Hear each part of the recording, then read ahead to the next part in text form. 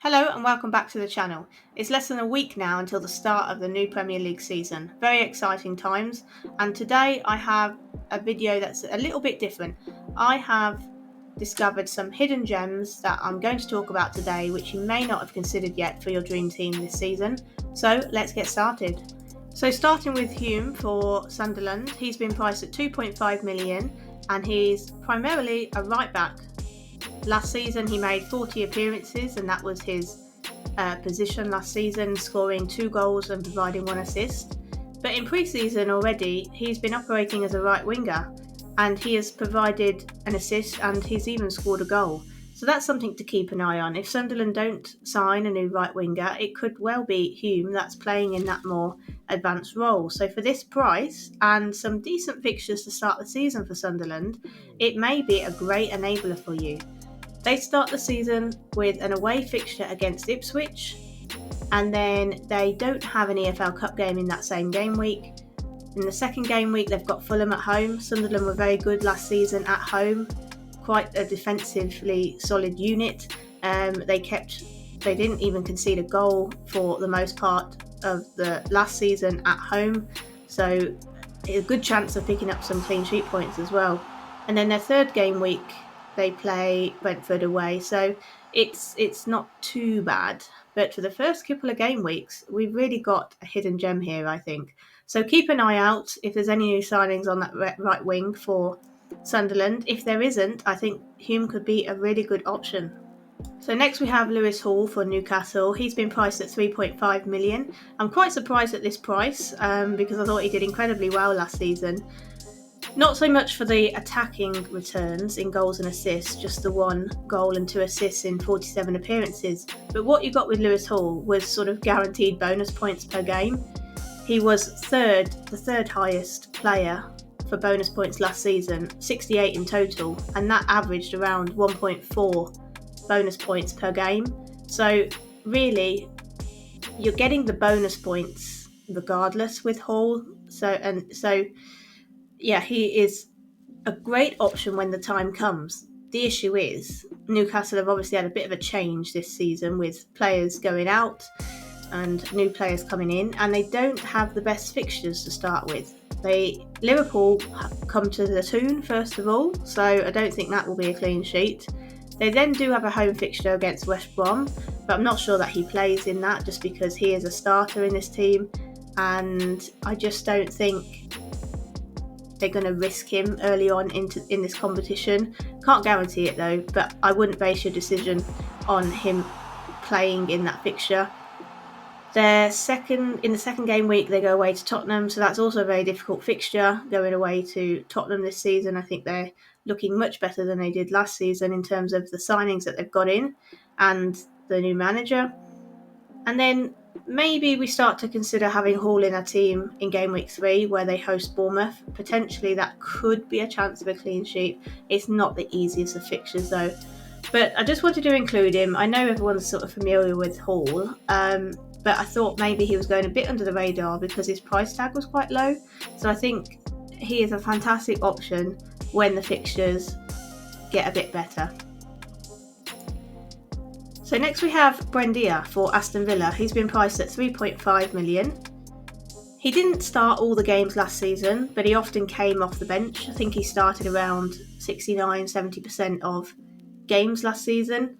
And last season he scored 11 goals and provided 9 assists. So his returns were really good last season. Approximately 1 in 5 games he would score a goal and the same for an assist. But like we said, his minutes were a little bit more limited. And I do think this season he's going to get more minutes because Rodgers has gone to Chelsea. Buendia can fill in that number 10 role.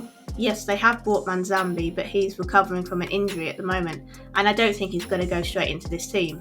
So Buendia can play the number 10, but he can also be on the left. He's on the left quite a lot.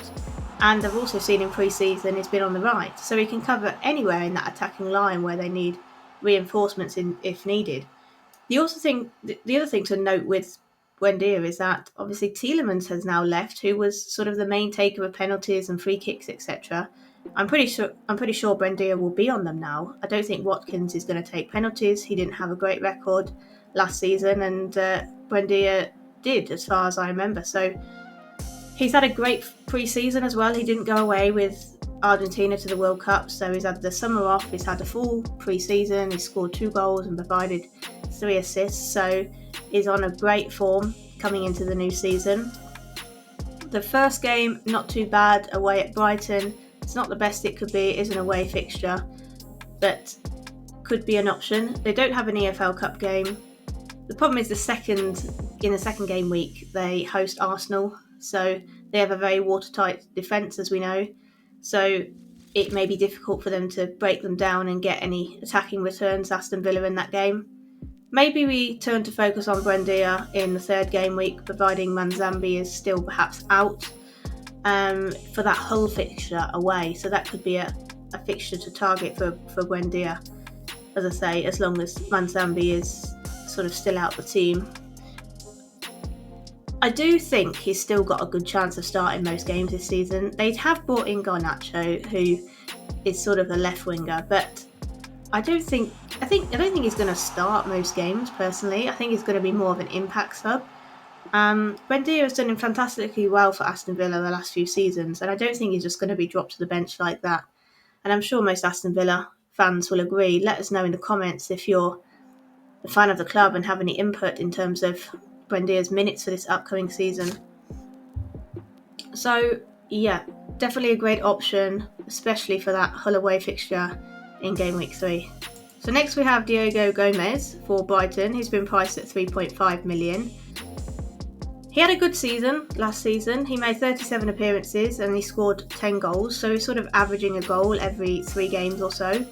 He didn't always play, but I think his minutes could be more secure this season due to the injuries of Minte in pre-season, and Mitoma was already sort of coming back or recovering from injury at the moment. So I think he's going to start in this team on the right side, which is where he's sort of been in pre-season. He's come up with an assist in pre-season as well. Not so renowned for his assists, but I've touched on the goals being a good return last season. They start the season with a home game against Aston Villa, so that's an okay fixture, I would say. No EFL Cup game in the first game week, but unfortunately they go away to Chelsea in that second game week, so that's something to note. Again, they have a good game week 3 fixture, much like a lot of these players actually, where they host Leeds at home, so that could be a fixture to target. But you just need to be aware of Minter's injury, if he's coming back maybe sooner than expected. I'm not personally sure of the details of the injury, but just have one eye on Minte and Mitoma's recovery from injury, because I think if they are sort of coming back, there is always a threat that Gomez will start on the bench. And lastly, we have Harry Wilson, who now plays for Leeds. He played for Fulham last season. He had a fantastic season, made 41 appearances, scoring 11 goals and providing 8 assists. Fantastic stats. I've already said I was quite surprised that he scored more goals and provided an assist. You do sort of associate him a little bit more with sort of the free kicks and whatnot, but yeah, his goal threat is there as well. He's only been priced at 3.5 million. I do think that's perhaps a little bit cheap, but I think if he hits the ground running with similar numbers, he'll soon gain some price rises. So this season they play Forest at their ground twice in the first game week, one in the Premier League, one in the EFL Cup game. He did play some EFL Cup games last season for Fulham, I seem to remember, but it's obviously a new team, so we can't guarantee he's going to play a second game in the first game week. But the away fixture for Forest is not too bad, considering he's likely going to be on at least some set pieces along with Stack. Their second game in the Premier League is at home to Brentford, so that's a good home fixture. It's their first fixture at home of the new campaign, so I think they've got a good chance of winning that game and getting some attacking returns. And then in the third game week they go away to Brighton, so not too bad. I do like this pick. Returns are great. I think he'll do really well this season, as I've said. I think he'll provide a few assists for Calvert-Lewin, and it's definitely one I would like in my team at some point. So here's a summary of the 5 hidden gems that I've talked about today. So we've got a couple of defenders here and 3 attacking midfield options. So I'm just going to summarise all of them. So Hume for Sunderland. He is a great budget option given Sunderland's decent fixtures to start the campaign, and he would be an even better option if we are confident he's going to stay in that right wing position. So we just need to keep an eye out for any transfers just to make sure that they don't sign anyone else that can cover that position.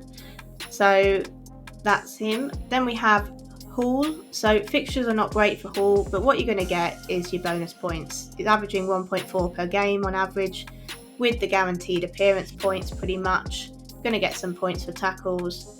So he's regularly going to get sort of at least 4 or 5 pointers. He's not really there for attacking threat, but you're going to get the bonus points for things like crosses, big chance created, blocks, etc., and fouls won. Now we have Buendia for Aston Villa. First fixture is okay only, then they do have Arsenal, so maybe one to consider from game week 3. Great returns last season in terms of goals and assists, but also he has that set piece and most likely penalties this season, and the occasional bonus point. So I think he's going a little bit under the radar, especially with Manzambi being the new signing, but just remember he's out at the moment and Rodgers has gone. Diego Gomez, first fixture again is okay. He was a goal threat last season, 10 goals in 37, not really an assist threat. I think he's guaranteed to start as long as Minte and Matoma are still on the sidelines recovering from injury. So maybe one to target in that 3rd game week should the other 2 not return back from injury at that point. And then we have Harry Wilson, decent fixtures for Leeds. They have a good first 5 fixtures in my opinion. He's going to be a starter. Great record last season for goals and assists.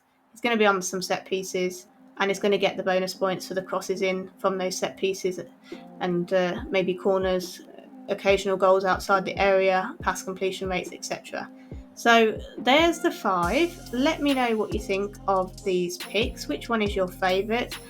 Any players you think I've missed that you think are hidden gems? I'd be very interested to hear your thoughts. Please pop them in the comments. I hope you've enjoyed the video and I'll see you on the next one.